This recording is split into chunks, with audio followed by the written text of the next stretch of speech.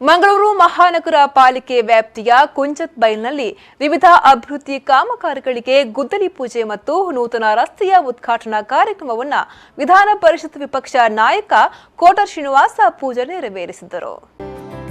ಮಂಗಳೂರು ಮಹಾನಗರ ಪಾಲಿಕೆ ವ್ಯಾಪ್ತಿಯ 15ನೇ ವಾರ್ಡ್ನ ಕುಂಜತ್ಬೈಲ್ನ ದಕ್ಷಿಣ ವಾರ್ಡ್ನಲ್ಲಿ ಪಾರ್ಕ್ ಅಭಿವೃದ್ಧಿಗೆ ಗುದ್ದಲಿ ಪೂಜೆಯನ್ನ ವಿಧಾನ ಪರಿಷತ್ನ ವಿಪಕ್ಷ ನಾಯಕ ಕೋಟ ಶ್ರೀನಿವಾಸ ಪೂಜಾರಿ ಅವರು ನೆರವೇರಿಸಿದ್ರು. ಅಂತೆಯೇ ಉರುಂದಾಡಿ ಧನುಷ್ ಮೈದಾನದ ರಸ್ತೆ ಉದ್ಘಾಟನಾ ಕಾರ್ಯಕ್ರಮ ನಡೆಯಿತು. ಅನಂತರ ಮಾಲಾಡಿ ಕೋಟ್ ರಸ್ತೆಗೆ ಗುದ್ದಲಿ ಪೂಜೆ ನೆರವೇರಿಸಲಾಯಿತು.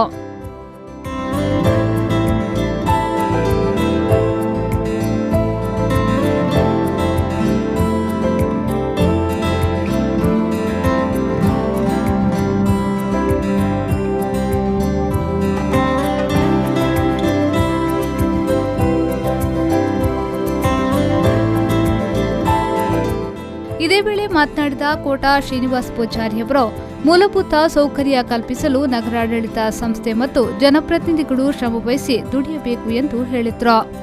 ಅನುದಾನಗಳು ಹರಿದು ಬರಬೇಕು ಜಾಸ್ತಿಯಾಗಿ.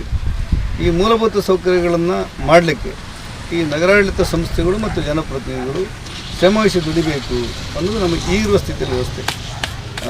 ಅನೇಕ ಕಡೆಗಳಲ್ಲಿ ನಮಗೆ ನೀವೊಂದು 50 ಕೋಟಿ ಕೊಟ್ಟರೆ ಹೆಚ್ಚು ಚೆನ್ನಾಗಿ ಕೆಲಸ ಮಾಡ್ತೇವೆ ಅಂತ ಹೇಳೋರಿದ್ದಾರೆ. ಆದರೆ ಸರ್ಕಾರಿ ವ್ಯವಸ್ಥೆಗಳಲ್ಲಿ ಕರ್ನಾಟಕ ರಾಜ್ಯದ ಒಟ್ಟು ಬಜೆಟ್ನನ್ನು ಗಮನದಲ್ಲಿಟ್ಟುಕೊಂಡ್ರೆ, ಕೇಂದ್ರ ಸರ್ಕಾರದಿಂದ ಬರುವಂಥ ಅನುದಾನವನ್ನು ಗಮನದಲ್ಲಿಟ್ಟುಕೊಂಡ್ರೆ ಇಂತಿಷ್ಟು ಹಣವನ್ನು ನಗರ ಪಾಲಿಕೆಗೆ, ಮಹಾನಗರ ಪಾಲಿಕೆಗೆ, ಪೌರಾಡಳಿತ ಸಂಸ್ಥೆಗಳಿಗೆ ಕೊಡಬಹುದು ಅಂತ ಏನು ಲೆಕ್ಕಾಚಾರಗಳಿದೆ. ಅನಂತರ ಕಾರ್ಪೊರೇಟರ್ ಮಧುಕಿರಣ್ ಅವರು ಮಾತನಾಡಿ ಕಾಮಗಾರಿಯ ವೆಚ್ಚದ ಬಗ್ಗೆ ಮಾಹಿತಿ ನೀಡಿದ್ರು. ಸುಮಾರು 6 ಲಕ್ಷ ರೂಪಾಯಿಯ ವೆಚ್ಚದಲ್ಲಿ ಈಗ ಕಾಮಗಾರಿಯನ್ನು ಪ್ರಾರಂಭ ಮಾಡ್ತಾ ಇದ್ದೇವೆ.